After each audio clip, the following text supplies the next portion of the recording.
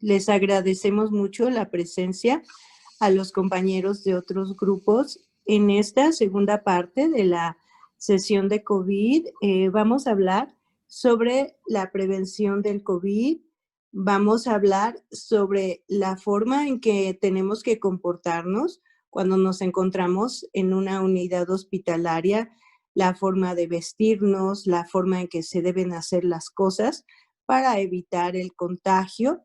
Y por último, manejaremos unos casos clínicos, un caso clínico de adultos y un caso clínico pediátrico, en el cual vamos a pedir la participación de todos ustedes. Laurita, muchas gracias por estar con nosotros. Empezamos, por favor. ¿Qué tal, compañeros? Nosotros les vamos a hablar acerca de la prevención del COVID-19 en los hospitales para ahora tenerlo en cuenta en nuestra llamada nueva normalidad. Bueno, primero vamos a comenzar hablando del equipo de protección personal, el cual está diseñado para preservar al cuerpo humano con fin de limitar el contagio en el medio hospitalario. Siguiente, por favor. Y bueno, este equipo de protección personal incluye a los cubrebocas quirúrgicos, respiradores N95, pijamas quirúrgicas, la protección ocular, que pueden ser caretas, gogles, las batas impermeables, guantes desechables y también las botas desechables, así como el gorro desechable.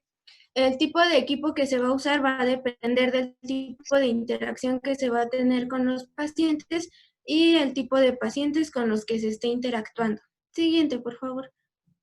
Bueno, este debe de usarse en procedimientos que generen aerosoles, cuando se va a interactuar con pacientes y cuando se está en un ambiente donde se encuentran pacientes, ya sea que tengan síntomas respiratorios o que no los tengan. Y pues este igual es importante usarlo por el medio de transmisión del SARS-CoV-2, el cual, si recordamos, pues es mediante gotas respiratorias, por una transmisión fecal-oral y por medio de aerosoles.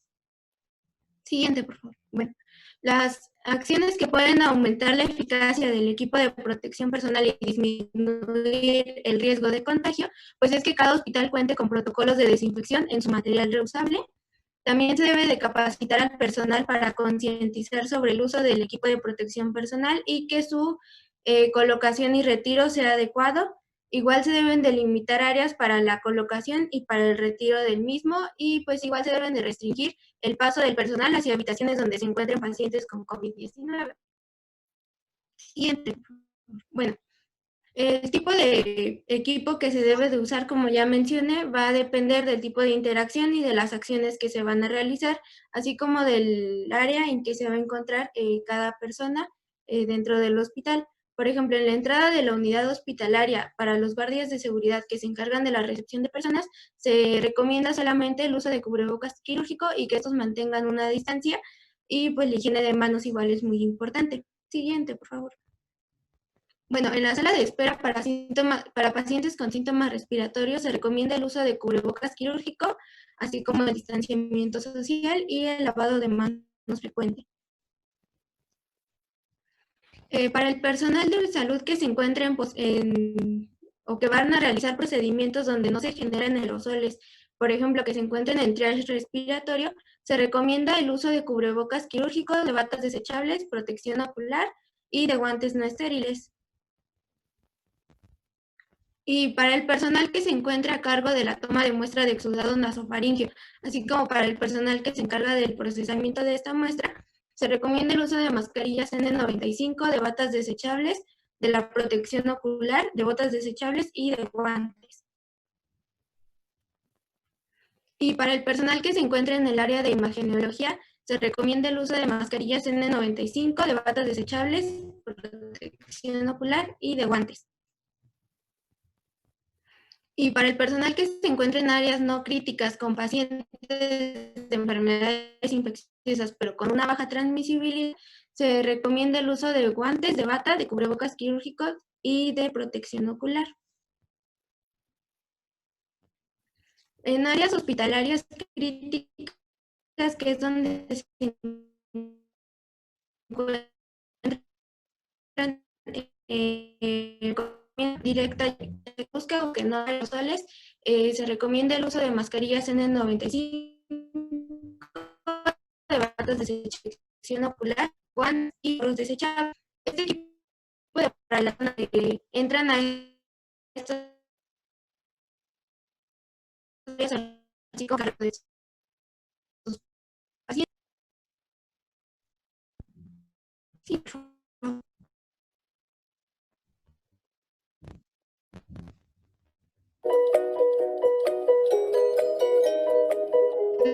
Ahora vamos a pasar a ver cómo se coloca el equipo de protección personal. El primer paso es revisar que se encuentren todos los materiales y están en un área específica para la colocación de este equipo. Entonces, como ya mencioné, pues los materiales pueden ser batas, el uniforme quirúrgico, la protección ocular, guantes, gorro y las botas desechables. El segundo paso es retirar accesorios que se tienen, joyas, reloj, celulares, y se puede hacer el lavado.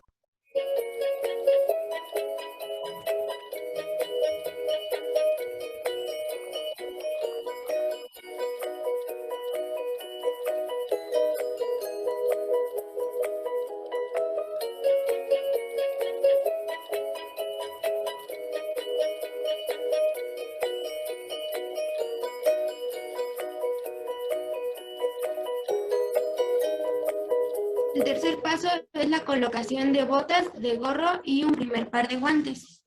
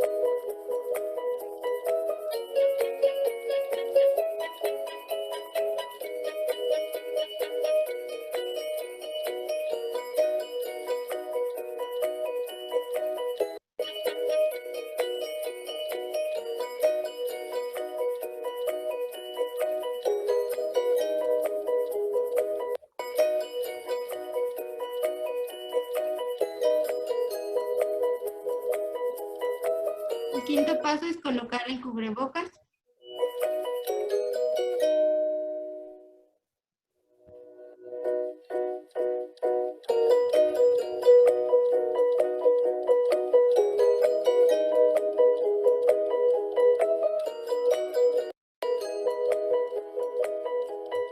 Y luego sigue la colocación de protección ocular, que son gogles y la careta. El segundo par de guantes.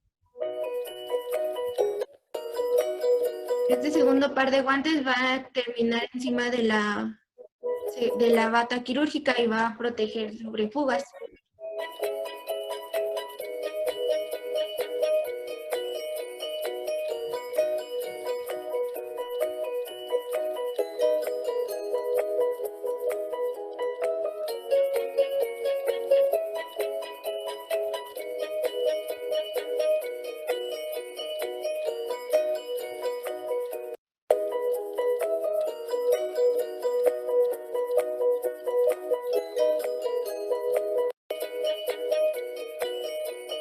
Y ahora sí ya viene la colocación de protección ocular.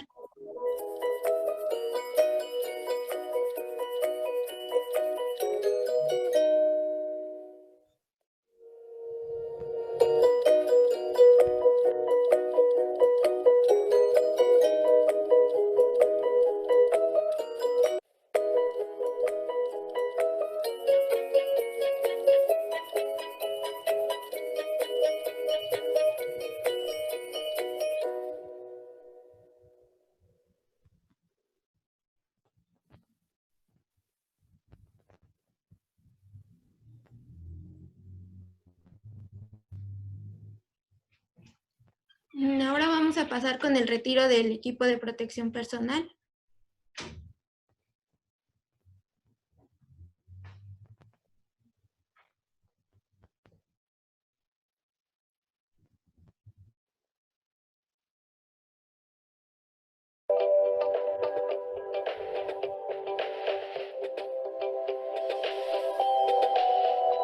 Bueno, este va a iniciar con la higiene de manos, el retiro de bata y de un par de guantes.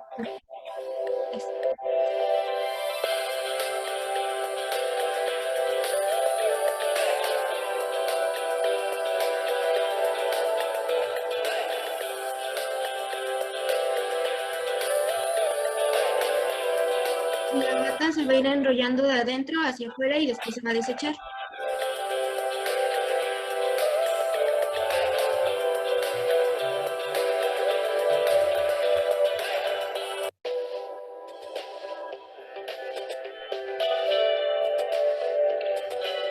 Es realizar de manos y retirarse las botas desechables.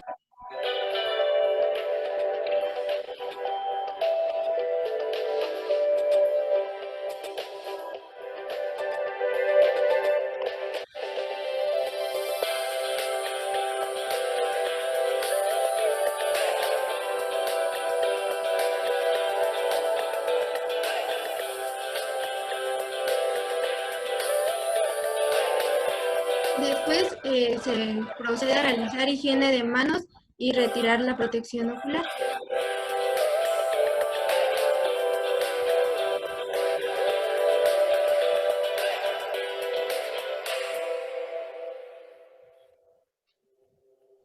El retiro de la protección ocular debe ser de atrás hacia adelante, evitando contaminar la cara.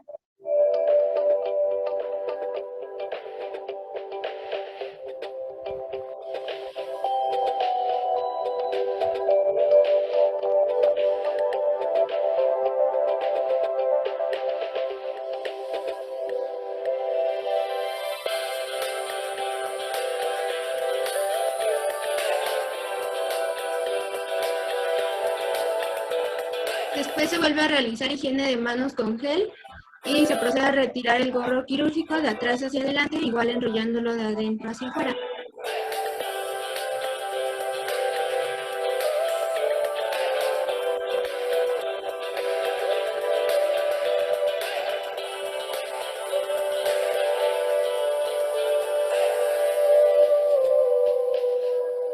Se vuelve a realizar higiene de manos y se retira el cubrebocas evitando tocar la parte interna de este.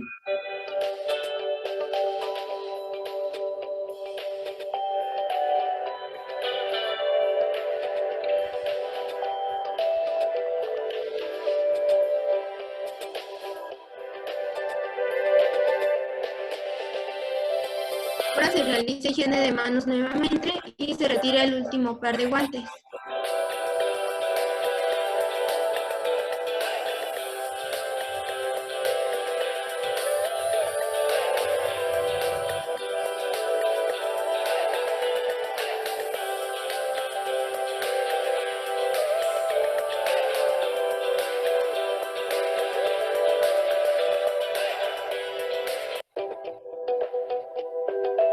Ya por último se realiza un lavado de manos.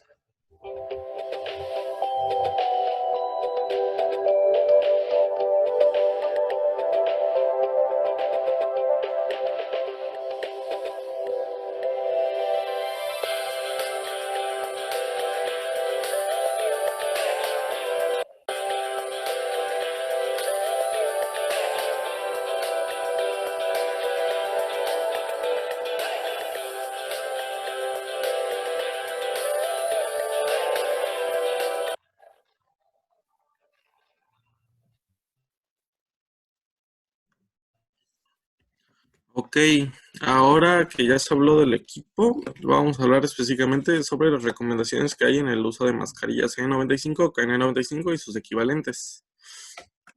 Debemos de saber que tenemos que evitar cualquier procedimiento generador de aerosoles para que no haya una diseminación del virus, pero para eso existen alternativas. Sin embargo, no todos los procedimientos generadores tienen alternativas, o bien no todas sus alternativas son igual de eficaces. Aquí en la izquierda hay un cuadro donde hay algunos procedimientos generadores de aerosoles y sus posibles alternativas. Sin embargo, algunas no presentan alternativas viables. Siguiente, por favor. Para el uso de cualquier mascarilla de este tipo, se debe de contar con 3 especificaciones. Primera, si el portador de la mascarilla presenta alguna enfermedad, tanto respiratoria como cardíaca, o cualquier enfermedad que genere una dificultad respiratoria, debe de hacerse saber para que se garantice el uso adecuado de este equipo y para evitar cualquier posible complicación que este genere. La segunda especificación es que existen modelos, como el que está abajo a la derecha, que poseen válvula de exhalación. Estos no están indicados en cualquier ámbito hospitalario debido a que no garantizan una condición estéril de las áreas. Y por último, tenemos que asegurar que esté bien ajustado. ¿Cómo hacemos esto? Pues debe de estar bien sellado, o sea, no debe haber paso de aire por ningún otro lado que no sea por el mismo cubrebocas. Debe de estar estable, es decir, no se debe de mover, aunque nosotros nos movamos, no debe alterar su posición, y pues debe ser compatible, es decir, no debe quedar ni grande ni chico, debe ser la talla adecuada. Ok, ¿cómo verificamos el ajuste? Con 2 sencillos pasos. El primero, como ya dije, debemos de verificar que no haya ninguna brecha entre nuestra piel y el cubrebocas. Y el segundo es una comprobación del propio sellado. Se hace por 2 maneras, de forma positiva y de forma de presión positiva y de forma de presión negativa. La presión positiva, con ambas manos, se cubre la superficie del equipo y se expira. Debe de haber un ligero levantamiento de la mascarilla. Sin embargo, no debe de generar ninguna salida de aire. Y por presión negativa, de igual manera, se cubre con ambas manos la superficie, pero en vez de expirar, se inspira. De nuevo, no debe de haber entrada de aire por ningún otro lado que sea del propio cubrebocas. Y si hay entrada de aire, pues debemos ajustarlo de nuevo, y si esto no cambia, pues se cambia la talla.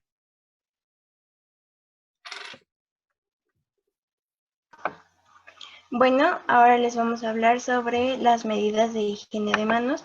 Estas fueron publicadas por la Secretaría de Salud y, sin embargo, están basadas en los 5 momentos que establece la Organización Mundial de la Salud.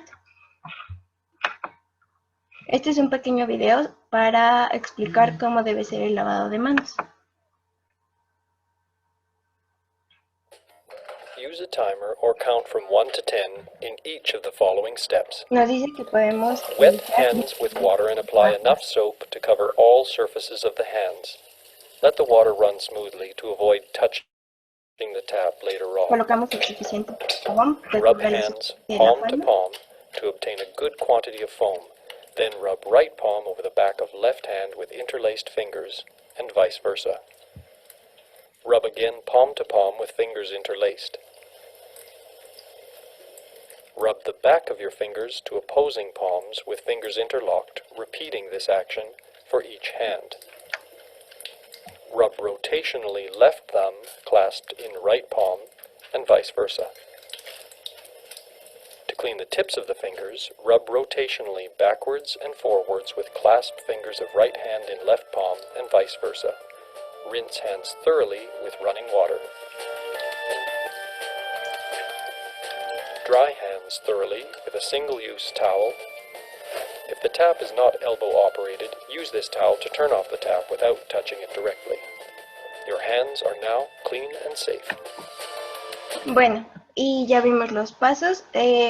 Esto pues abarca toda la mano porque en cualquier lugar puede haber contaminación, y al momento de tallar la punta de los dedos es con la finalidad de eliminar la contaminación que pudiera encontrarse en las uñas, y recordar que pues las uñas deberían estar lo más cortas posibles para que sea menor la contaminación que pudiera ahí acumularse. El lavado de manos debe durar aproximadamente 60 segundos, y en caso de colocarnos gel antibacterial, el tiempo se reduce a la mitad y los tiempos son los mismos, solamente pues no tenemos que secar el exceso ni agitar las manos porque sabemos que podemos contaminar, simplemente hay que dejar que pasen unos segundos para que seque y ya sea efectivo. Ahora, los 5 momentos ya los conocemos. El primero es lavarnos las manos antes de tocar al paciente. El segundo, antes de realizar una tarea aséptica, después de estar en contacto con fluidos corporales, ya sea orina, secreciones orales, etcétera, después de tocar al paciente y después de estar en contacto con su entorno. Pues hay que tener en cuenta que no siempre va a ser el cuarto del hospital, por ejemplo. Aquí es en una ambulancia y a lo mejor pudiera llegarse a olvidar. Entonces, pues siempre que un personal de salud salga de la cabina de ambulancia y ya retira al paciente de ahí por medio de su camilla, pues tiene que realizar el debido lavado de manos. Ahora, en un paciente que cuenta con un tubo endotraqueal, pues los pasos son los mismos, simplemente hay que recordar que pues estos son procedimientos que se deben realizar con las manos limpias y que necesitamos utilizar guantes estériles. Aunque pues estos sean estériles, las manos deben estar limpias porque al momento de colocarnos podemos contaminarlos y pues con esto ya arruinamos el procedimiento. Entonces hay que lavarnos las manos antes de colocarnos los guantes, antes de colocar el tubo endotraqueal, antes de realizar una traqueostomía y después de realizar todas estas medidas. En un paciente con catéter venoso central, lo mismo. Antes de colocarnos guantes para realizar este procedimiento, antes de colocar el catéter y antes de realizar alguna toma de muestra sanguínea y después de haber realizado todos estos pasos.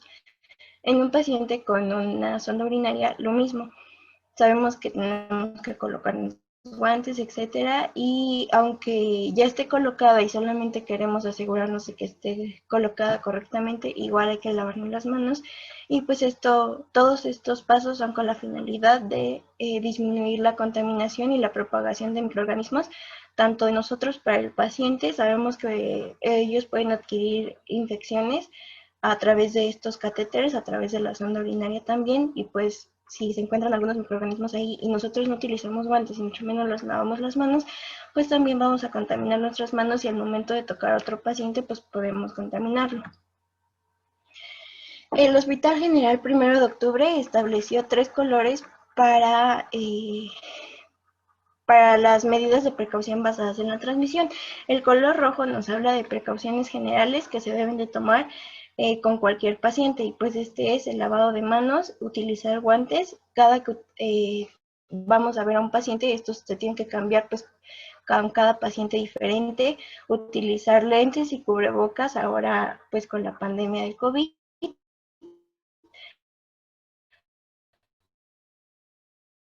Utilizar bata y utilizar materiales recolectores. Ahora, cuando vamos a estar expuestos a gotas, y esto es con la finalidad no solo de evitar la propagación del COVID, sabemos que hay muchas otras enfermedades que se pueden transmitir a través de gotas, como la meningitis o incluso Haemophilus influenza. Ahora, las precauciones, como un absceso o incluso infecciones en la piel. Aquí están, pues, otra vez resumidos los pasos que se tienen que seguir en cada color de medios de precaución. Limpieza y desinfección. Bueno, pues esto también hay que tenerlo muy presente ahora. Sabemos que limpieza, pues, es retirar la contaminación de objetos inertes, y la desinfección es un poco más exhaustiva. Esta busca eliminar la mayoría de los microorganismos que se pudieran encontrar en una superficie, exceptuando a las esporas. Estas sabemos que solamente pueden ser eliminadas a través de mecanismos más agresivos como la esterilización. Para hacer una limpieza correcta y una desinfección podemos utilizar alcohol etílico al 70%. Y dentro de los hospitales hay áreas críticas, semicríticas y no tan críticas. En un área crítica vamos a utilizar hipoclorito de sodio al 6%, realizando una limpieza o una desinfección exhaustiva. Algunos ejemplos de áreas hospitalarias críticas, pues es evidentemente un área COVID, áreas donde haya muchos fluidos, como laboratorios, salas de hemodiálisis y donde las enfermeras hacen la esterilización en la sala selle. En áreas semicríticas, pues también hay contacto con fluidos como patología, banco de sangre, donde se hacen endoscopías y la sala de tococirugía. Áreas semicríticas, se utiliza hipoclorito de sodio al 13% y pues estos ya son áreas más comunes como baños, pasillos y salas de espera, donde pues están personas en espera de información. Limpieza rutinaria ya no es tan exhaustiva en salas administrativas.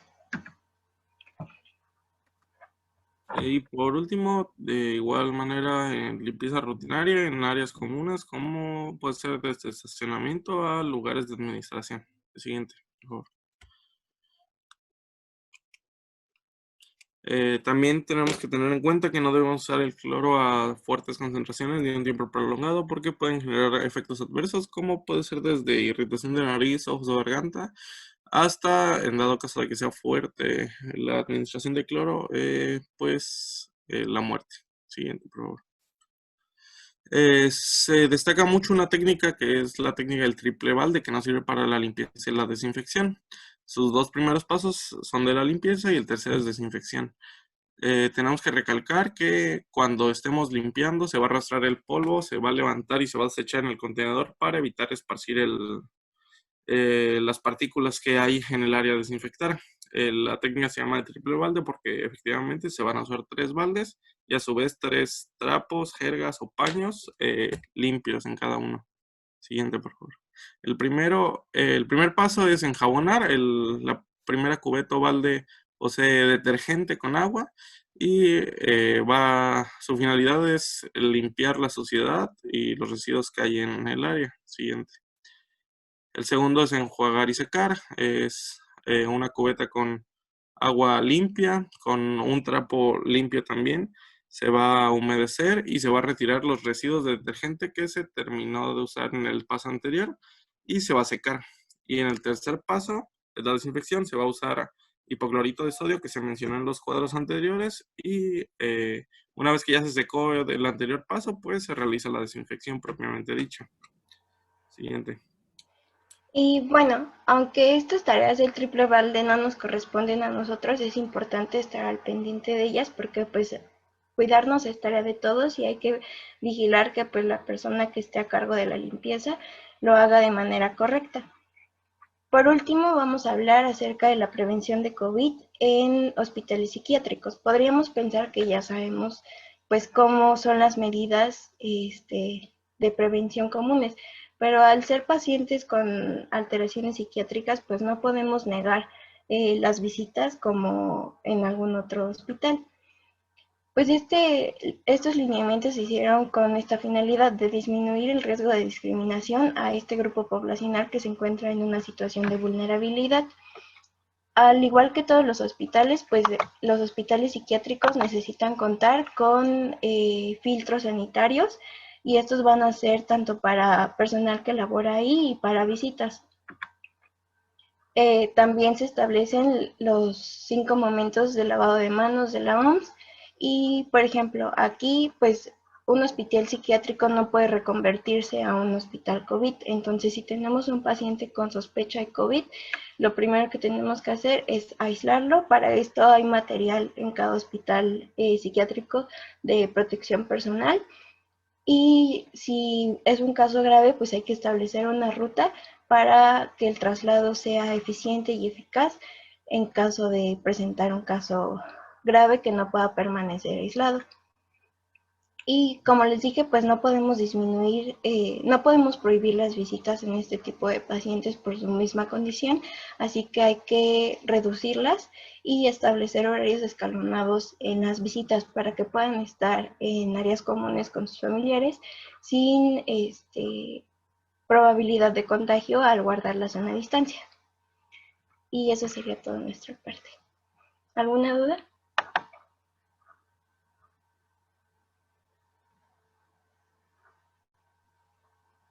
Les agradezco mucho su participación a este equipo. Y nada más quisiera yo hacer algunos comentarios. El primero, que no lo dijeron el día de hoy, pero sí lo comentamos el día viernes, no debe mezclarse el jabón con el hipoclorito, porque el jabón inhibe al hipoclorito y el hipoclorito inhibe al jabón.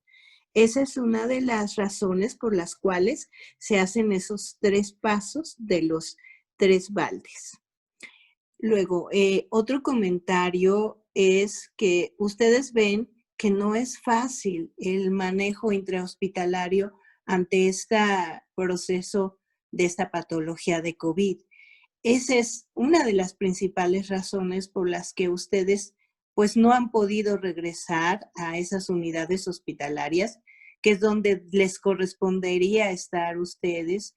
Yo sé que todos ustedes añoran y desean estar ahí, pero creo que si algunos de ustedes no habían visto la forma de vestimenta, las protecciones que tenemos que tomar, yo creo que ya se dieron cuenta lo difícil que es. Otra cosa que es muy, muy importante y que me interesa mucho recalcar es que el momento más peligroso es el momento en que ustedes se quitan el equipo. ¿Por qué? Porque en esos momentos son los contagios. Entonces, el hecho de ser cuidadosos, de eso que suena un poquito fastidioso, estar desinfectando los guantes que estamos usando, el hecho de que todo se debe de hacer como quien dice, de la parte de atrás hacia adelante, es como para envolver la bata para que la zona contaminada quede adentro, el no tocar nosotros el cubrebocas y esas situaciones. Ahí son los momentos más peligrosos. Si ustedes se fijan, al momento de vestirse, pues eso está emocionante, ¿sí? Pero cualquier error al momento de desvestirse es la perdición para ustedes mismos. Entonces, por eso es tan complicada la vestimenta. Y otra cosa, en los hospitales pues no es fácil porque no sabemos ante quién estamos o si la persona está contagiada o no está contagiada. Mi marido dice, y tiene mucha razón, una persona que está en un hospital fuera de nosotros, pues está porque está enfermo, ¿verdad? Y en este momento no sabemos bien qué tan enfermo o de qué tan enfermo está. Esa es la precaución que está tomando la universidad para con ustedes. Claro que nos damos cuenta de lo importante que sería que ustedes ya estuvieran ahí, pero esto todavía no es un momento seguro. Pero ustedes son personal de salud y como son personal de salud, ustedes deben saber manejar en un momento dado este tipo de situaciones. Por eso, esta parte del curso pequeño que estamos dando me parece muy, muy importante para que ustedes tengan una idea de cómo sería el regreso en este momento y la dificultad que implicaría el manejar todo este volumen de personas si ustedes regresaran en este momento. Laurita, ¿podrías hacer algún comentario, Laurita Luqui? Sí, doctora, claro. Primero, nuevamente, como usted dice, felicitarlos. Realmente es una excelente clase y hay que tener muchas consideraciones. Algo que no se comentó es que independientemente del área a la que pudieran ellos regresar, es importante que ellos porten su uniforme clínico. El uniforme clínico es lo que todo el mundo decimos que es el uniforme quirúrgico, pero en realidad es el uniforme clínico. Y deben tener en cuenta que este debe venir junto con la bata en una bolsa y al entrar al hospital inmediatamente me pongo mi uniforme clínico y me pongo mi bata. Y de esa manera es como hemos estado trabajando durante todo este tiempo. Una vez que yo me voy a casa, me quito mi uniforme quirúrgico, me quito mi bata, me pongo mi ropa de calle. Decía la doctora Cárdenas de epidemiología que ustedes pueden venir incluso en jeans y un pantaloncito, una playera y unos tenis.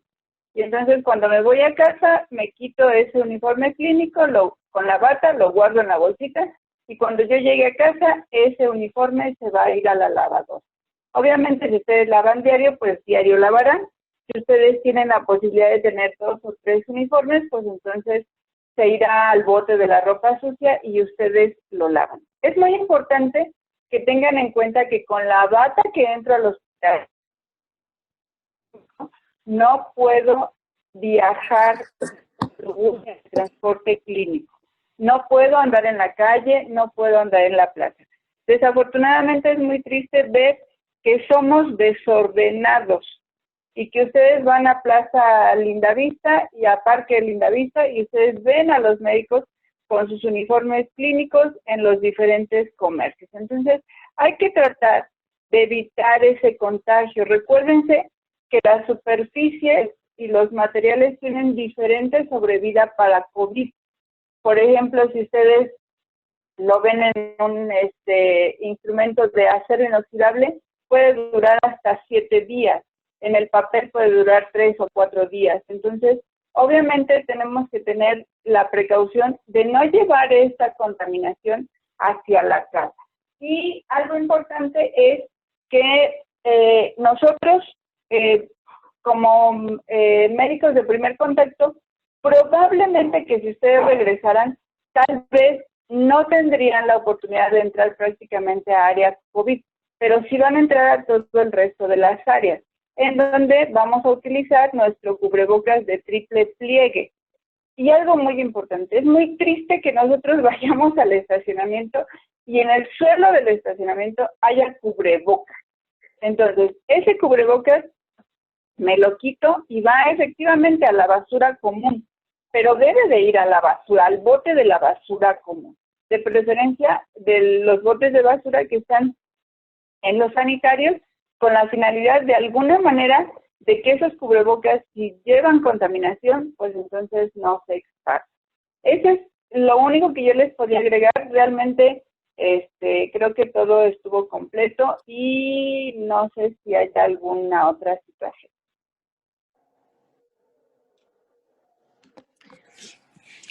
Muchas gracias, doctora Laura.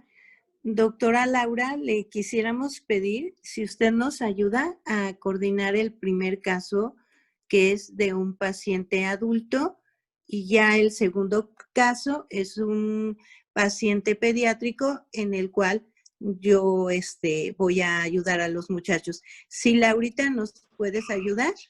Sí, claro, doctora. Sí. Bueno, lo que pueda, claro. Tú puedes eso y más, Laurita. Bueno, muchachos, empezamos, por favor.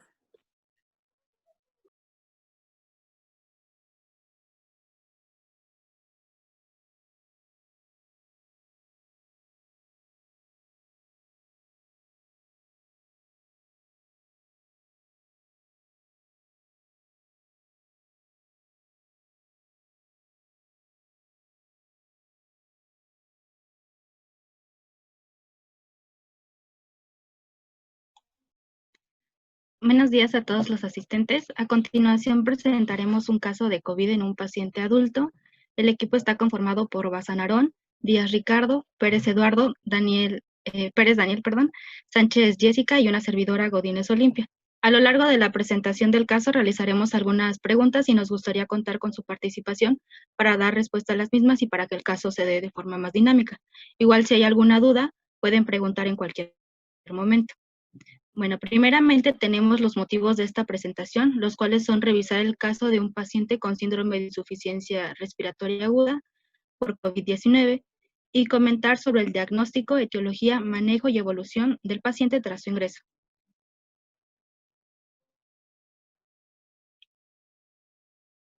La siguiente, por favor.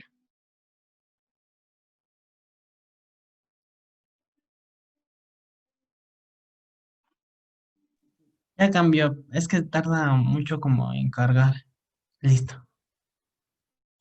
Vale. Dentro de la ficha de identificación tenemos a un paciente masculino de 53 años de edad, es ingeniero en sonido, con una escolaridad a nivel licenciatura y su fecha de ingreso es el 15 de marzo del 2020.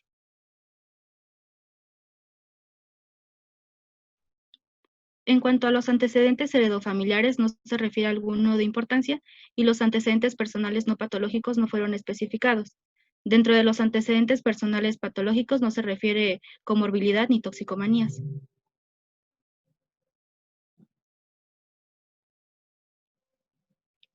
En cuanto a nuestro padecimiento actual, el paciente refiere haber asistido a un evento en la Ciudad de México junto con aproximadamente otras 20,000 personas el día 3 de marzo. Después de 6 días, nuestro paciente presentó odinofagia, cefalea, malestar general, y tos seca esporádica. Para ello recibió tratamiento con ciprofloxacino y ceftriaxona. Una disculpa por el ruido. Sin embargo, no presentó alguna mejoría y 5 días después se agregó fiebre de 40 grados, dolor hemitorácico derecho de carácter pleurítico y disnea de pequeños esfuerzos progresiva hasta la ortopnea. Es por ello que el día 15 de marzo del 2020 acude al servicio de urgencia en la unidad de cuidados intermedios con aporte de oxígeno en puntas nasales de alto flujo.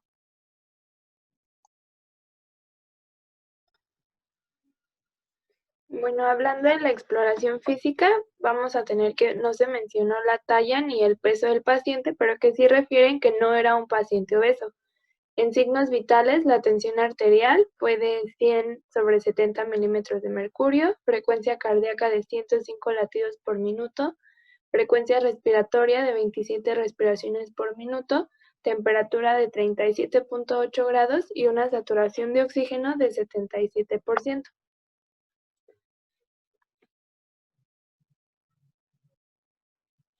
Bueno, en la exploración de cara y cuello refirió cianosis central con mucosas orales secas, cuello sin soplos o adenomegalias, y en el área cardiopulmonar hubo un aumento del trabajo respiratorio con hipoareación subescapular bilateral de predominio izquierdo, estertores crepitantes ipsilaterales sin fenómenos patológicos a la auscultación cardíaca y el resto pues sin ninguna alteración.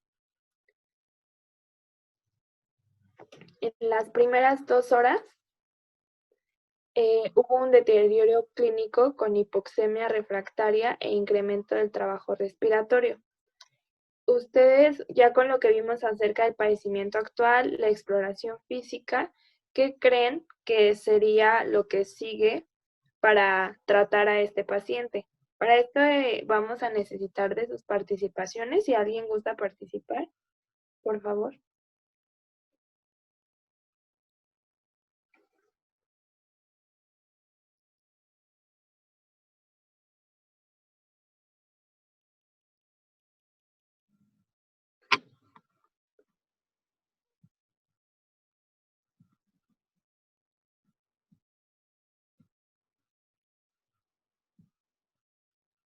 Chicos, es importante que participen. Recuerden que este tipo de pacientes son a los que nos vamos a enfrentar todos los días y es importante que hagan el ejercicio clínico porque ustedes no solo van a revisar expedientes, sino se van a enfrentar a pacientes y al paciente si algo le interesa es que me digas qué tengo y si me voy a componer o no y qué voy a hacer. Entonces participen, no tengan pena de decir alguna situación que sea incorrecta, porque precisamente para eso es este ejercicio, para que sepamos qué inquietudes tienen, qué situaciones se les presentan y la doctora Gardón y yo, para eso estamos aquí, para corregir algo que no esté adecuado.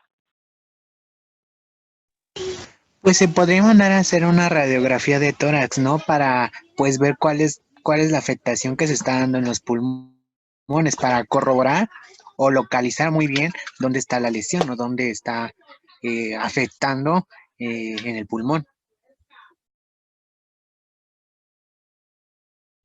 Bueno, en este caso es correcto tu comentario, sin embargo, recordemos que este paciente ya tuvo un deterioro clínico, como se menciona en la misma diapositiva, con hipoxemia. Entonces, más que ahorita mandar un estudio, ¿qué deberíamos de hacer para poder estabilizar al paciente?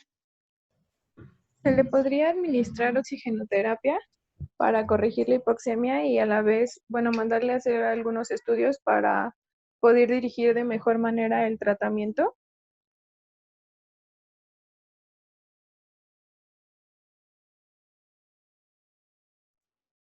La que sigue, por favor. Lo que se hizo con este paciente primero fue que se trasladó a la unidad de cuidados intensivos y ahí fue intubado. Entonces se inició la asistencia ventilatoria invasiva de modo asisto controlado por volumen, como ya habíamos visto, porque su presión parcial de su saturación de oxígeno era del 77%. Entonces, por eso fue necesaria la intubación y la asistencia ventilatoria. Además, que se inició con medidas de protección alveolar de un volumen tidal de 6 mililitros por kilo y 450 mililitros, con una fracción de inspirada de oxígeno al 100% y una presión final de expiración positiva de 14 centímetros de agua.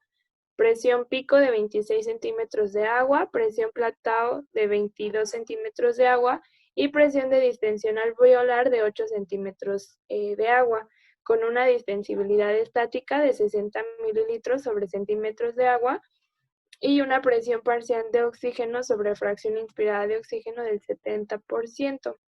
De 70, y aquí vemos una tablita donde marca las categorías de la SIRA y su correlación con la mortalidad, y vemos que pues el paciente al tener 70 ya está en un estado grave. La siguiente, por favor.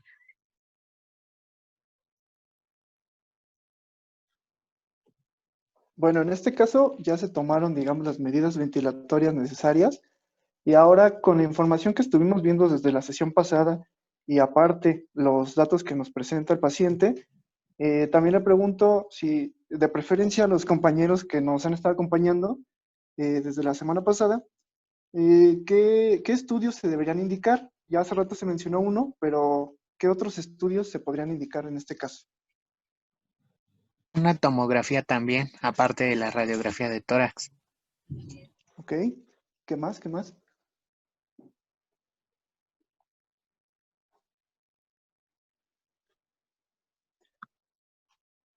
¿Con qué le darían certeza a la etiología de lo que está sucediendo, de su deterioro respiratorio? PCR y pues ¿qué más?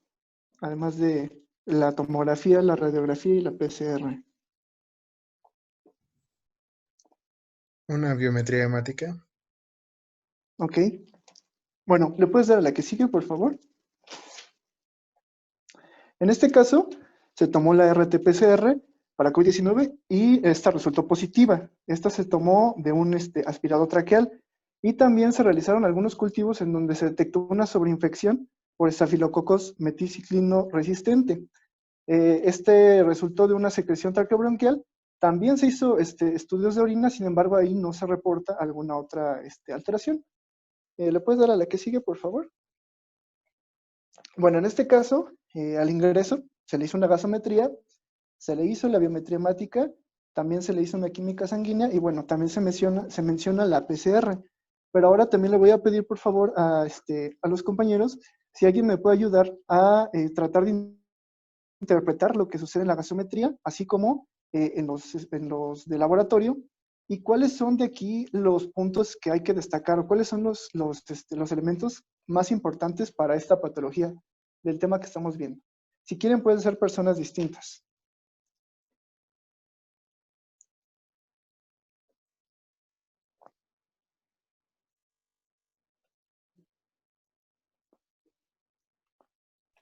¿Nadie? Recuerden que no hay respuestas incorrectas. A final de cuentas, el conocimiento lo vamos construyendo entre todos, así que sin pena, por favor.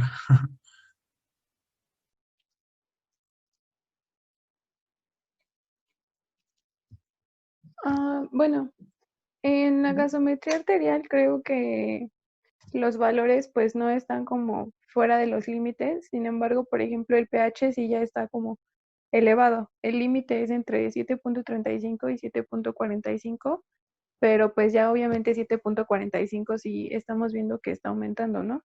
Y pasa lo mismo con la presión de CO2 y con el bicarbonato. O sea, están dentro de los límites, pero muy como en los extremos. Entonces ahí podríamos como poner atención en eso, ¿no? Aunque igual pues la saturación veo que sí mejoró mucho, me imagino porque pues está teniendo la ventilación mecánica. Claro. De hecho, sí, y los valores están en función de esta ventilación mecánica también. En el caso de los laboratorios, alguien que quiera decirme qué identifican aquí, algo importante, chicos. Pues podría ser la leucocitosis, que sería importante tenerla en un proceso infeccioso. Claro. Podría ser mm, la cuenta de linfocitos, que tendríamos que evaluarla. Y en cuanto a la elevación de las enzimas hepáticas, también podría ser importante porque son marcadores de daño, al igual que la cuenta del dímero D. Claro. Y en este caso, además de los puntos que ya dijo nuestro compañero, también es importante los niveles de proteína C reactiva y de procalcitonina, que se ha detectado que además también son marcadores pues de un pronóstico no muy bueno para pacientes con COVID-19. Sin embargo, pues vamos a ir viendo qué sucede con esta asistencia que ya se le está dando al paciente. Y pues bueno, como ya les decía, también se realizó un ELISA VIH que resultó negativo. Siguiente, por favor. También lo que ya habían mencionado, se realizó una radiografía de tórax y aquí, ¿qué alteraciones se pueden ver? Ah, es verdad, mi compañero Francisco también menciona la ferritina y también es cierto, también es un marcador de para reconocer qué tan grave es esta patología. Y bueno, a lo que les mencionaba, en la radiografía de tórax también vamos a encontrar algunas alteraciones. Y me gustaría que también podrían participar, por favor, y diciéndome qué es lo que ustedes encontrarían aquí como anomalía en esta radiografía que se tomó.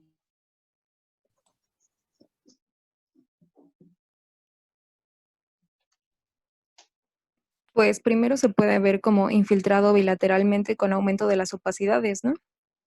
Claro, claro, claro. Y pues como podrán ver, las opacidades pues son de predominio periférico. También se va a ver una elevación del hemidiafragma izquierdo y esto pues por consecuencia va a tener una disminución del volumen pulmonar de manera bilateral. Y lo que dijo mi compañera es totalmente correcto y le pueden dar a la que sigue, por favor. Y bueno, en este caso la TAC que también comentó mi compañero. Y en estas imágenes, en esta serie de imágenes, ¿qué patrones que sabemos que están relacionados con COVID-19 se pueden identificar? ¿Alguien que me pueda ayudar, por favor?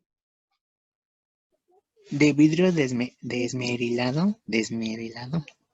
Es el más Desmerilado. importante, ¿no? Ajá, y podemos encontrar aparte otros dos. ¿Cómo identificaríamos el de vidrio esmerilado? Como opacidades a lo largo de la tomografía, que se pueden observar en comparación con los otros aspectos que tienen un color más blanquecino, Claro. más opaco. Exactamente, el vidrio esmerilado es un poco más heterogéneo, se pueden ver todavía las tramas vasculares. Sin embargo, se observa también otro patrón que se llama el empedrado, en el cual va a ser digamos, este patrón que ahorita les mencioné del vidrio esmerilado, asociado a un engrosamiento de los septos interlobiliares. Entonces, cuando vean unas líneas también blancas un poco engrosadas, pues va a ser este engrosamiento de los septos. Cuando se asocia con el vidrio esmerilado, estamos hablando del empedrado, lo que también le llaman el de pavimento loco.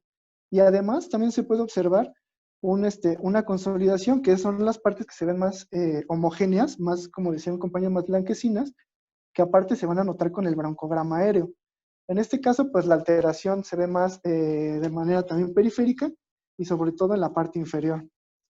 La que sigue, por favor. También podría ser importante que es en la parte basal y en la parte posterior, que es donde más comúnmente se dan afectaciones también, ¿no? Exactamente.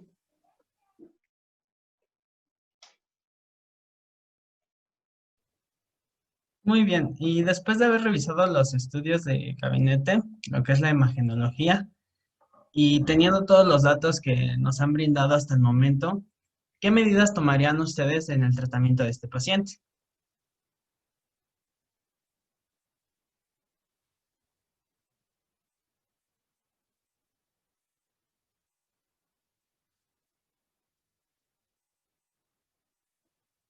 ¿Alguien que guste participar? Pues en primer lugar tendríamos que dar un tratamiento contra pues la infección, ¿no? Aunque bueno, por lo que mencionan del momento en el que se dio y lo que ya sabemos, pues era un poco difícil como orientarnos bien hacia un fármaco que funcionara, ¿no? Sin embargo, pues creo que debemos como utilizar lo que tenemos, aunque sea poca información, para dar el tratamiento. Entonces, pues me imagino que un tratamiento un poco empírico contra la infección por COVID, en primer lugar. No puedo modificar la presentación porque estoy en la tablet, pero todo lo voy a ir apuntando aquí para tener todo organizado. Entonces, dentro del tratamiento empírico para el COVID, ¿qué propondrían?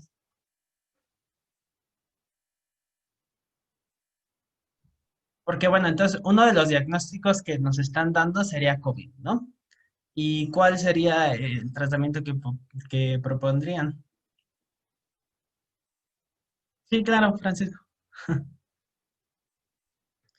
Bueno, pues dado que el principal problema es esta tormenta de citocinas que afectan a todos los órganos, pues yo creo que lo principal sería disminuir la respuesta exacerbada del sistema inmune y esto pues se hace principalmente con el uso de corticosteroides como hidrocortisona, por ejemplo. Ujú, Yo sí, creo que eso sería lo fundamental en este momento y además atender, pues, me parecía que habían comentado que tenía una sobreinfección por Staphylococcus aureus. Entonces, pues también tratar de atacar todas las patologías secundarias a la infección. sí, pues por ejemplo comentabas los corticoides, ¿no? E inclusive, pues uno de los medicamentos que se ha comprobado que funciona y su eficacia, de hecho salió un artículo del New Journal English of Medicine, es la dexametasona. Aquí en este caso se recomienda la dexametasona con dosis de 6 miligramos cada 24 horas durante 10 días. Entonces es uno de los medicamentos que sí se ha comprobado que funciona en este tipo de pacientes, ¿no? Como el que tenemos, pacientes críticos o graves, nada más. No es como profiláctico ni para otro tipo de pacientes. Es importante enfatizar esa cuestión, sino que en pacientes graves como el que tenemos, este paciente que tiene un síndrome de distrés respiratorio, la dexametasona, por ejemplo, sería de gran utilidad para el paciente, ya que se ve que ha disminuido la probabilidad de muerte. ¿Qué otro tratamiento para COVID podrían proponer? Pues podría ser como lo mencionaron también en fisiopatología por la coagulopatía, podría ser manejar ese proceso de coagulación con enoxaparina o heparina de bajo peso molecular, que modificaría las cifras del dímero D y evitaría complicaciones posteriores, podría ser. Sí, creo que es muy importante eso que mencionas de las cuestiones de las heparinas de bajo peso molecular. Sobre todo, pues en este caso como una tromboprofilaxis o inclusive si el paciente ya sufrió una trombosis, es importante el manejo con las heparinas de bajo peso molecular. Tú comentabas la enoxaparina, es de las más utilizadas y de las que también pues hay disponibilidad en los hospitales y también se puede dar la nadroparina. En este caso, para dosificarla hay que tener en cuenta la tasa de filtrado glomerular del paciente, ya que parte también de la evaluación del paciente es estar viendo el filtrado que tiene el paciente. Entonces, normalmente se recomienda que, digamos que el parámetro son de más de 30 mililitros sobre minuto y menos de 30 mililitros sobre minuto. Entonces, ahí sí nosotros podemos evaluar si el paciente también tiene alto riesgo, bajo riesgo y además dosificar las heparinas de bajo peso molecular. Entonces, dentro de la tromboprofilaxis es bastante importante. Gracias. ¿Qué otro tratamiento daría?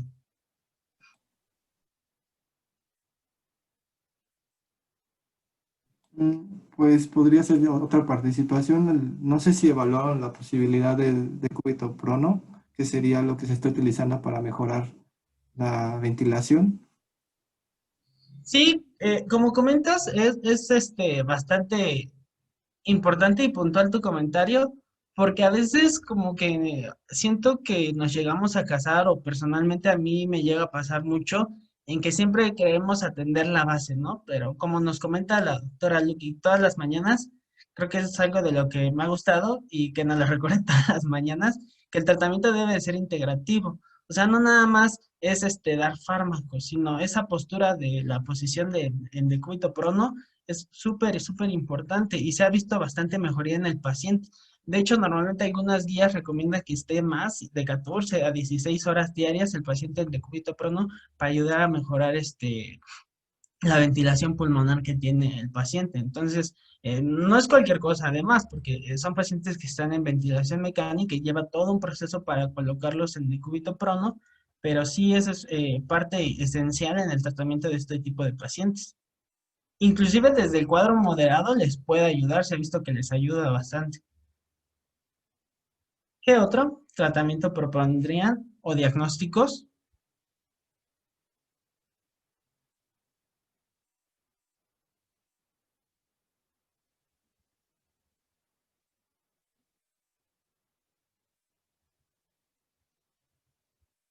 Sin pena, vamos, vamos.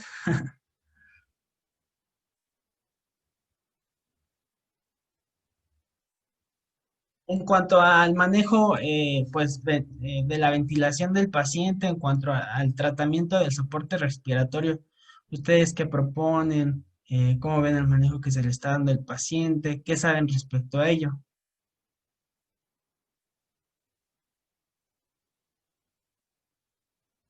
¿Cuándo es que se utilizan las puntas nasales o cuándo es recomendable la ventilación mecánica? Pues por el cuadro clínico bueno, que tenía el paciente, lo primero que se utiliza, si mal no recuerdo, son puntas nasales, o sea, me se puesto el Puritan para mejorar la saturación. Pero como no vieron mejoría ante este tratamiento, si bien conservador, y ante los demás estudios del índice de Kirby menor a 70, si mal no recuerdo, el agravamiento del síndrome de insuficiencia respiratoria aguda, pues lo recomendable pues fue la intubación por los mismos criterios de que ya no, el paciente ya no estaba estable y te presentaba un empeoramiento aún con las puntas nasales de alto flujo. Entonces, pues el manejo ventilatorio lo creo adecuado, si bien se pasó de una sala de cuidados intermedios a una sala de cuidados intensivos, también fue el abordaje para poder controlarlo. Sí, perfecto, creo que no pudiste haberlo dicho mejor. Es bastante puntual tu comentario, porque normalmente ese es el manejo que se les da, o sea, se hace las puntas nasales cuando la saturación está a menos de 95 y en este caso que pues no respondió el paciente, también se evalúa, claro, como tú comentabas, si tiene insuficiencia respiratoria del paciente y se maneja lo que es la ventilación mecánica. También hay otros valores pues pronósticos, escalas pronósticas que nos pueden ayudar a saber la severidad del paciente, como la escala de SOFA o también la escala de severidad del CURB 65, que evalúan diferentes cuestiones, ¿no? Como si hay confusión, la urea, la frecuencia respiratoria, presión arterial, etcétera. Gracias. Y en cuanto al manejo, hídrico del paciente, ¿ustedes qué recomendarían? ¿Cómo lo tratarían? ¿El paciente está chocado? ¿No está chocado? Si sí tiene un tipo de choque, ¿qué choque es? ¿Qué podrían comentar al respecto?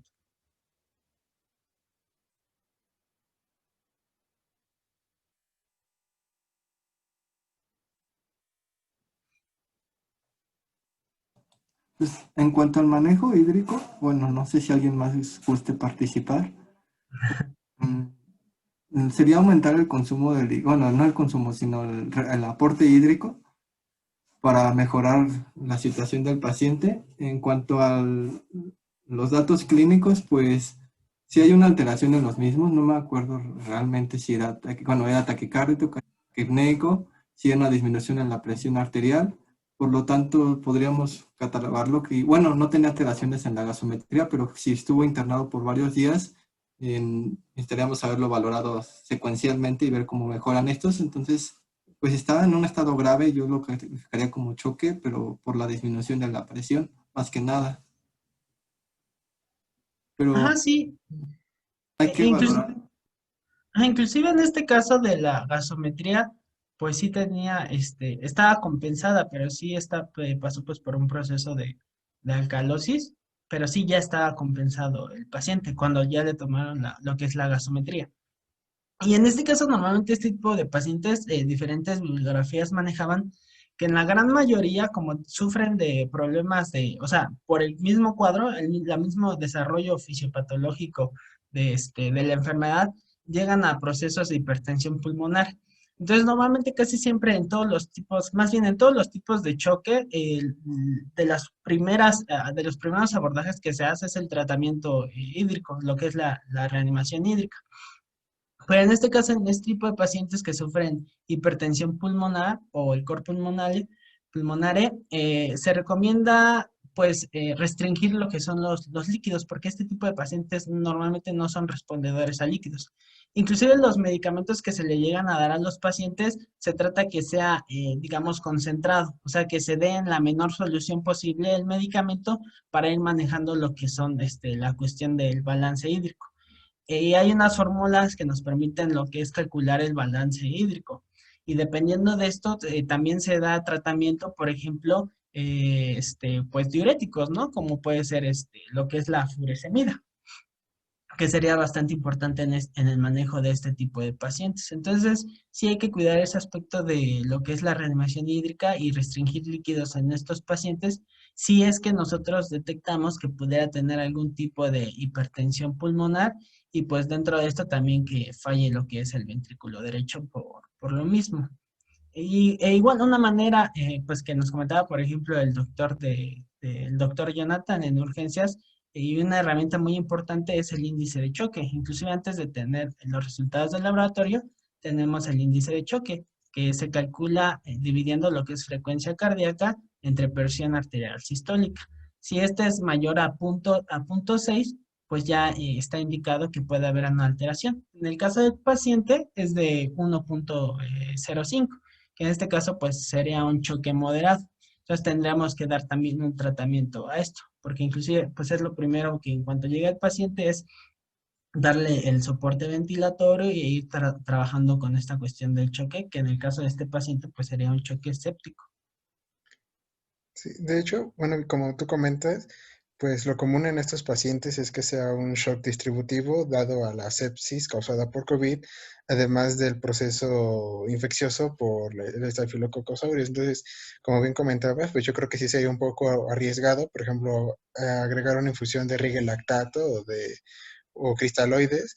Entonces yo creo que lo más correcto sería tratar de evitar los líquidos e incluso considerar el uso de vasopresores en caso de que haya una disminución de la tensión arterial considerable, aunque pues también acompañado con el uso de, por ejemplo, de epinefrina de bajo peso molecular para evitar que se compliquen efectos de la trombosis o efectos trombóticos, mejor dicho. En Pero este pues caso, muy importante. sí, como comentas, es bastante importante la cuestión de la restricción hídrica y lo que se recomienda sí son, en vez de el aporte hídrico, se recomiendan, como tú bien comentas, lo que son los vasopresores y la norepinefrina, pues es la de elección. Normalmente son dosis de 0.1 a 0.2 microgramos sobre kilogramo por minuto. Entonces, y esta se puede ir incrementando evaluando el choque del paciente. O sea, es bastante importante también evaluar criterios clínicos. O sea, a final de cuentas, muchas guías comentaban y enfatizaban que es muy importante el criterio clínico. Claro, los laboratorios nos funcionan, pero pues de maravilla, ¿no? Lo que es el dímero D, el lactato, todo lo que es la troponina, todo lo que estuvimos viendo.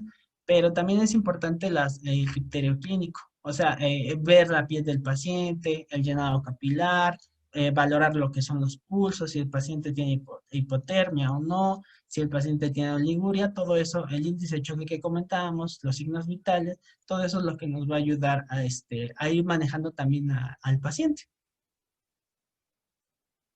¿Alguien más gusta hacer otro comentario?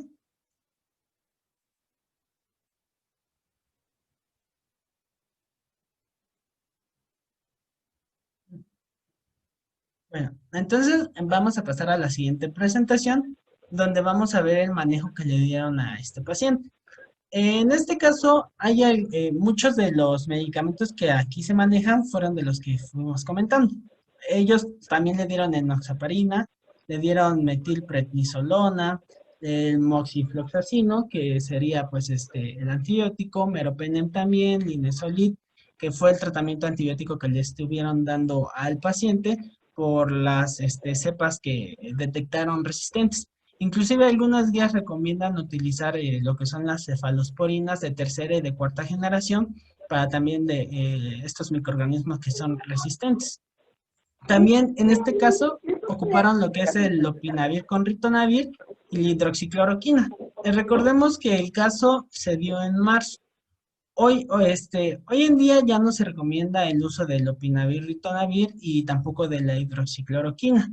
Salieron diferentes estudios, pues uno de ellos dentro de los más importantes han sido los que han manejado un grupo en la Universidad de Oxford que se llama Recovery, y ese grupo de Recovery han estado evaluando durante pues medicina basada en evidencia si funciona o no el uso de estos medicamentos, y hasta la fecha a la conclusión que han llegado es que no funcionan. Por eso es que ya se ha descontinuado un poco el uso.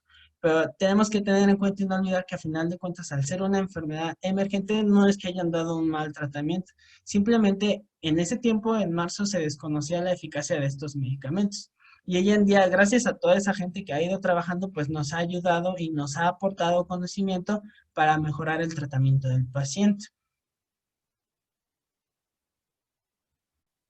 Bueno, después de esto, pues el paciente respondía adecuadamente con el incremento de la presión de oxígeno, bien llamado lo que es el índice de Kirby. Recordemos que estaba en 70 y mejoró hasta 104. También, pues el manejo que se le dio al paciente fue la intubación, o sea, lo que es la ventilación mecánica, y hay diferentes medidas de abordaje, y en este caso sería de protección alveolar.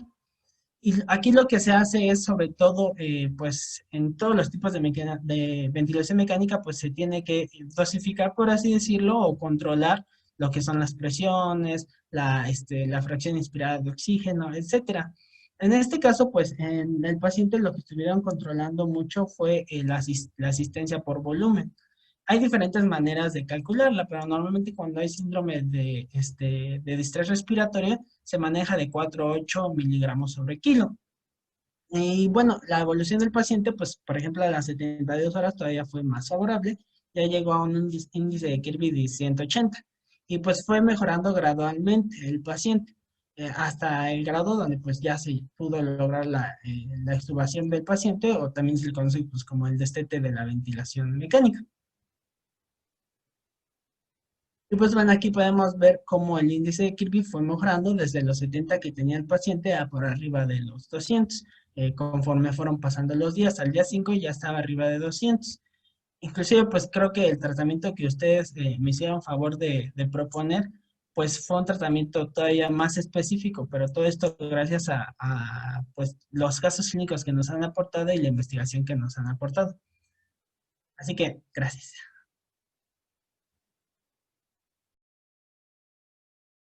Bueno, ahora vamos a seguir con la evolución a partir de los estudios de laboratorio que se le hicieron, como para hacerles un breve resumen. Y pues se le hicieron a lo largo de los 5 días diferentes estudios de laboratorio, y ustedes ya interpretaron los de ingreso, que son los del día 1, y pues les hicimos como unas gráficas para que todo sea más práctico.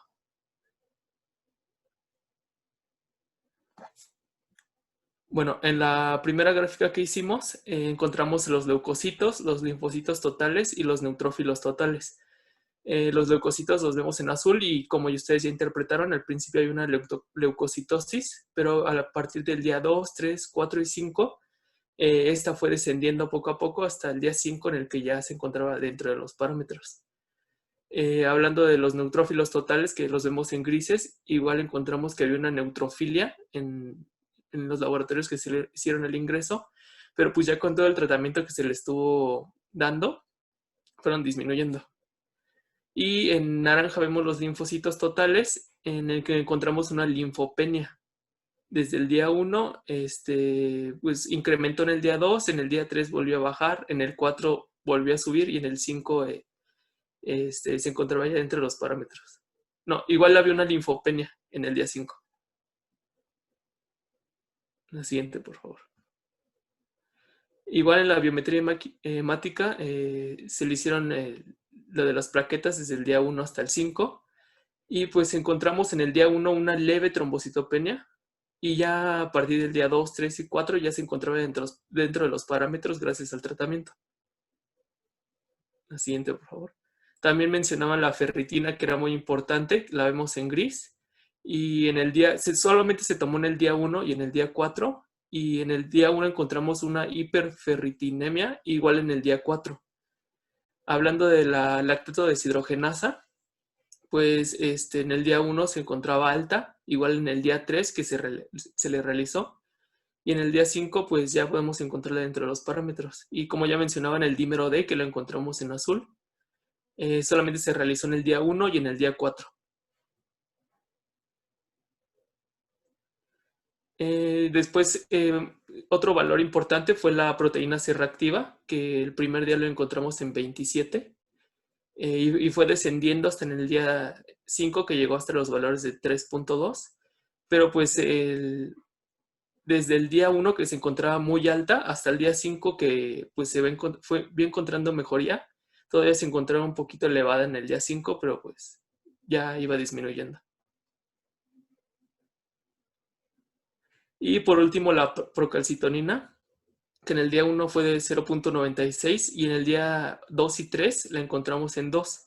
Así hasta que fue disminuyendo al día 5 al 0.23. Y esto es como muy importante, como ya nos mencionaba mi compañero Daniel, porque la procalcitonina nos puede servir como un valor para hacer un diagnóstico a partir de este estudio de una sepsis probable. Y pues valores arriba de 0.5 hasta 2 nos encuentran al paciente en un riesgo moderado de sepsis.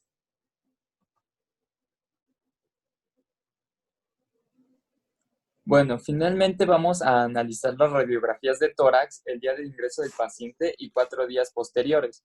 Bueno, como ya mencionamos hace un momento, en la primera radiografía de tórax del lado izquierdo, bueno, en esta, ¿qué podemos observar? Podemos observar que hay una consolidación con broncograma aéreo de forma bilateral, pero esta está o se encuentra más marcada en el pulmón del lado izquierdo, en la región parailiar. Y como ya mencionó mi compañero Ricardo hace un momento, hay una elevación del hemidiafragma izquierdo. Mientras que en el día 4 ya se nota una mejoría en estas áreas de consolidación bilateral, sobre todo y más marcada en el pulmón izquierdo. Bueno, tenemos que la estancia del paciente en el hospital tuvo un total de 18 días, de los cuales 15 de estos estuvo en cuidados intensivos de COVID-19 y los restantes, es decir, 3 se encontró en cuidados intermedios de COVID-19. Al egreso del paciente se le dio oxígeno suplementario y también broncodilatadores duales de corta y de larga duración. El paciente se fue con funciones neurológicas superiores conservadas y también con un programa de rehabilitación muscular periférica y también se le recomendó una nutrición enteral. Bueno, recapitulando lo que ya vimos en cuanto a tratamiento, las principales herramientas que en el cuidado de este paciente fueron las siguientes. Se tomaron medidas ventilatorias de protección alveolar. En este caso, como ya vimos, no hubo pronación, porque al ser esto uno de los primeros casos que se registró, no se tenía la evidencia en ese entonces de que esta posición podía mejorar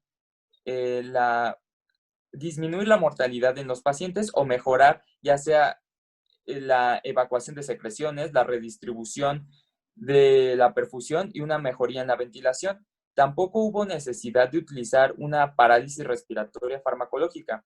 Y ahora, en cuanto a tratamiento, se utilizó hidroxicloroquina, 400 miligramos, 2 dosis, y posteriormente esta descendió a 200 miligramos, 2 dosis por día durante 10 días. También se utilizó el lopinavir y ritonavir y el linezolid se utilizó para la infección de Staphylococcus aureus. Y tenemos algunos otros antibióticos como el meropenem y el moxifloxacino.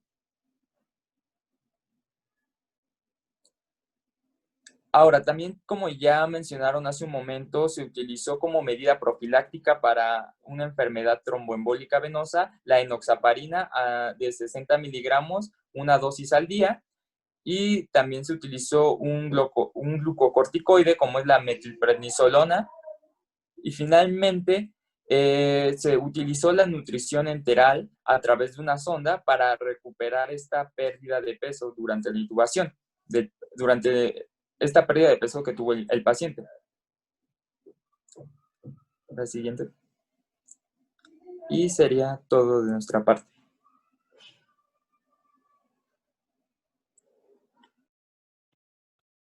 No sé si hay algún otro comentario. A mí sí me gustaría hacer muchísimos comentarios. Uno de los primeros, como bien lo decía Dani, yo todas las mañanas les recuerdo que al paciente hay que verlo de forma integral. Y el tratamiento es lo que más nos interesa. Siempre les he recomendado y les seguiré recomendando que el tratamiento lo establezcamos con 4 puntos muy importantes. El primer punto será la dieta, el segundo las medidas generales, el tercero las soluciones y el cuarto los fármacos. Aquí me interesa que ustedes ponen en el último comentario y me marcan hasta el último punto la dieta. Yo les sugiero, es una aportación, que la dieta es una de las cosas más importantes para los pacientes. Si nos vamos al paciente y vemos todas las características que ustedes marcaron, me pasan de lado la glucosa. Me hacen unas gráficas y vemos todos los marcadores de inflamación, la procalcitonina, la proteína C reactiva, pero no le dimos importancia a la glucosa. ¿Serán tan amables de volver a las diapositivas y poner las cifras del día 1 al 5 en donde aparece la glucosa?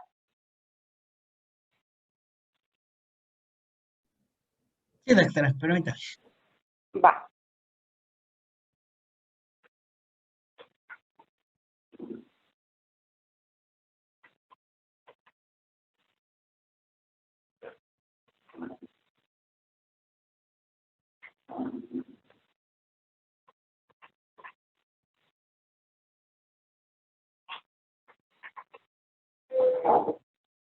Ahí.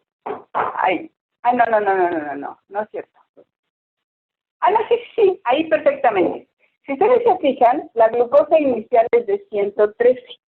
Para un paciente que aparentemente no tenía ninguna comorbilidad y tiene 40 años, nosotros no esperamos que tenga una glucosa de 113. Lo ideal es que sea un paciente que esté entre 70 y 80 de glucosa basal. Sin embargo, ahí ya tiene una glucosa alterada de ayuno. Si bien sabemos que hay una respuesta metabólica del organismo al trauma, finalmente estamos teniendo glucosas elevadas. En el día 2 está en 232, en el día 4 en 227 y en el día 5 en 215. Si nosotros tomamos en cuenta en que ese malvado bichito COVID-19 se basa precisamente en este proceso de hiperglicemia que va a tener un exceso de glucosa y que finalmente ya no va a utilizar la vía de la glucólisis, sino empieza a utilizar la vía de las hexosaminas y entonces empieza a activar a la enzima OGT que nos va a hacer una oglinación y esto nos va a llevar a daño endotelial. Entonces eso nos justifica el por qué incluso el paciente tiene daño hepático. Si ustedes se fijan, las transaminasas finalmente deben ser normales. El paciente aparentemente no tenía ninguna otra situación. Y TGO y TGP, para que sean normales, siempre deben estar abajo de 30. Si ustedes se fijan, en el día 1, no tenemos todos los reportes, pero en el día 1 tenemos una AST de 49 y en el día 2 tenemos una ALT de 52. Finalmente, eso nos está hablando de que esta hiperglicemia nos llevó a un proceso de hiperinflamación. Esa hiperinflamación nos está dando daño endotelial.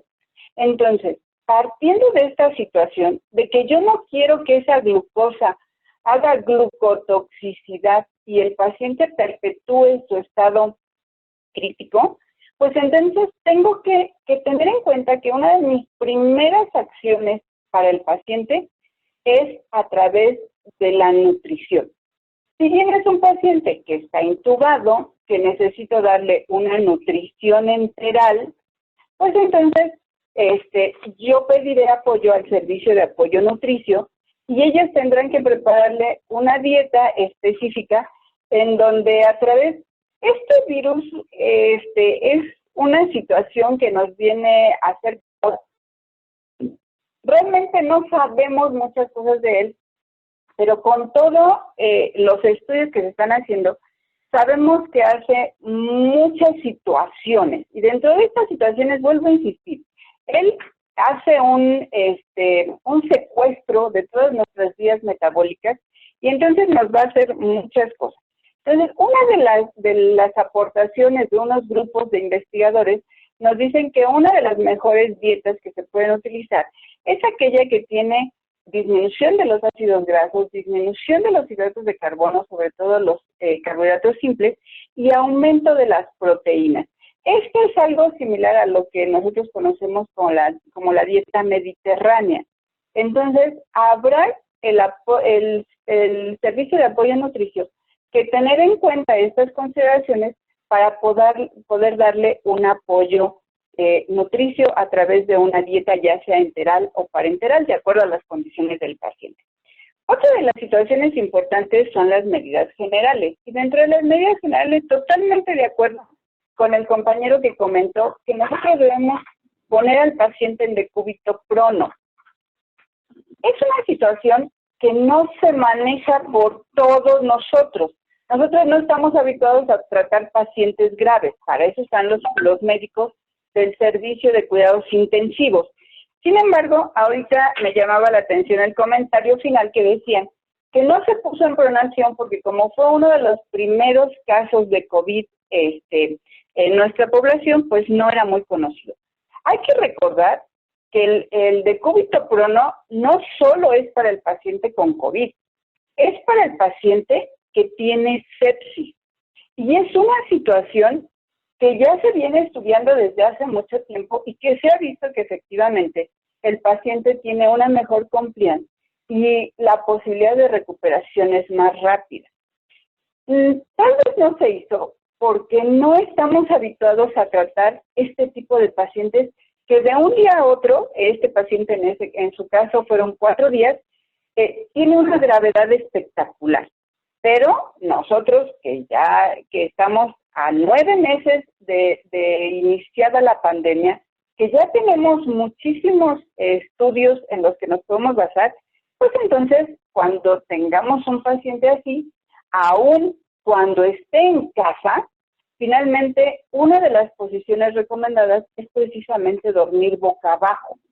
Entonces, independientemente de si el paciente está en una unidad de cuidados intensivos, si el paciente está en una unidad de cuidados intermedios o puede estar en casa, nosotros tenemos que tener en cuenta ese cuidado general.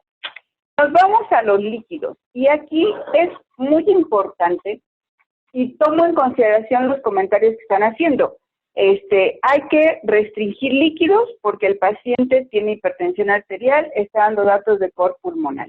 Pero no nos olvidemos que el paciente debe tener una cantidad de líquidos basales y que el paciente debe de recibir un aporte entre 20 y 30 mililitros por kilogramo de peso por día. A eso, precisamente por eso se invaden a los pacientes y se les pone un catéter central, y en este caso sus compañeros desde la primera diapositiva nos dicen que el paciente tenía un catéter de los que se llaman de Swan-Ganz, en donde podíamos tener muchos otros parámetros para poder mejorar esa funcionalidad del miocardio. Y recuérdense, vuelvo a regresar un poco. Tengo una hiperglicemia, esa hiperglicemia me aumenta la hiperinflamación y esto me da daño endotelio. Por lo tanto, tengo un daño miocárdico en donde yo tengo que proteger ese miocardio. Y finalmente tengo que hacer que el paciente tenga un aporte adecuado de nutrientes y un aporte adecuado de líquidos para de solventar su metabolismo basal.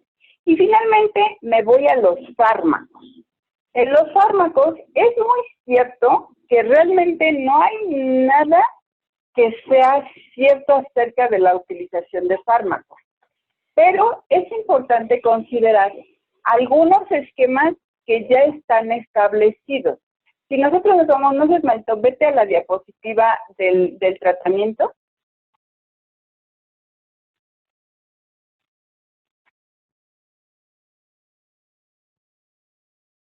A la última, en donde está todo el cuadrito que le dio. No, una que es blanca con azulito y tiene todos los medicamentos que se utilizaron. Sí, ya me vi. Creo que ya sé. Esta, ¿no?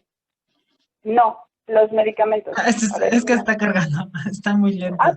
Perdón. Ajá. Esa. Si ustedes se fijan, tiene de todo. Tiene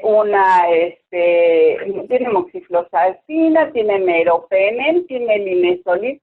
Y realmente, pues, vuelvo a insistir, fue uno de los primeros casos de COVID y realmente no sabíamos qué le vamos a dar a ese virus. Pero hay algunos esquemas que ya están perfectamente definidos y algo que no se nos debe olvidar en el tratamiento es la suplementación de micronutrientes. Recuérdense que este virus nos altera todas las vías metabólicas y para todas las vías metabólicas necesitamos micronutrientes. Entonces, yo les aconsejaría leer esas guías de los tratamientos que se han establecido. Y la mayoría nos dice, si el paciente está en estadio 1, en fase 1, tienes ya la confirmación de tu PCR, bueno, pues a ese paciente iníciale con vitamina D, con vitamina C, con vitamina A y zinc. Y dale alguna otra situación, que hay unos grupos que apoyan a la ivermectina, hay otros que apoyan a la hidroxicloroquina, pero los dos nos dicen dale acitromicina. Cuando estamos en una fase 2A, en donde yo ya tengo hipoxia, que no tiene el paciente hipoxia, pero que sí tengo una serología positiva, vuelve nuevamente a estar esa suplementación de micronutrientes, esa que no se me olvide, la vitamina D, la C, la A, la zinc, y nosotros empezamos ya en este momento a utilizar esteroides. Indiscutiblemente son pacientes que van a tener fenómenos trombóticos y yo debo de dar profilaxis. Y si mi paciente está en fase 2B, pues entonces vuelvo a hacer lo mismo, ivermectina o hidroxicloroquina con acitromicina, mi suplementación de micronutrientes, mi esteroide, mi tratamiento profiláctico y bueno, aquí el apoyo ventilatorio.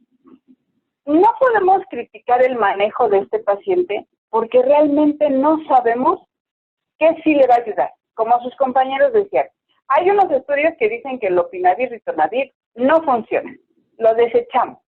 Pero bueno, son diferentes poblaciones. ¿En quiénes están hechos esos estudios? ¿Y qué criterios de ingreso tuvieron? ¿Qué características de severidad? ¿Cuántos días lo utilizaron? ¿A qué forma? Entonces son cosas diferentes.